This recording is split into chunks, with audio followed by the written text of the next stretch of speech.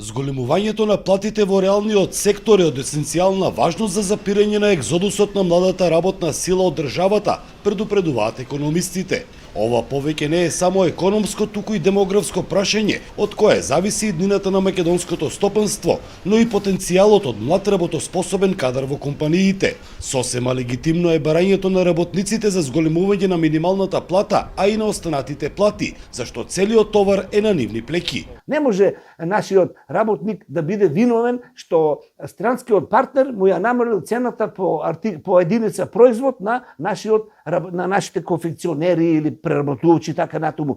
Тоа е нивната задача да се борат за соодветен статус на пазарот на трудот и во меѓународната конкуренција. А сите тие, да речеме, нивни неуспеси, тие ги префрлаат на товар на вработените. Едно нуклеарно семејство, родители и деца со две минимални плати не може да си ги овозможи основните екзистенцијални потреби, бидејќи потрошувачката кошничка далеку ги надминува нивните приходи. Не можеме да ги обвинуваме работниците што велат дека со 25.000 денари не може да се обстане. Тоа го знаат сите учесници во тоа трипартитно договарање.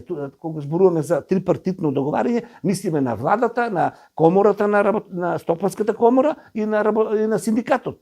Тие се тројцата партнери кои што ги регулираат износите на минимална плата и така натаму. Економистите алармираат дека доколку не се изнајде одржлив модел кој ќе обезбеди распределба на одговорноста помеѓу институциите и бизнис заедницата, земјата ризикува дополнително празнење на човечкиот капитал и продлабочување на социјалната несигурност. За Сител, Трајан Ристовски.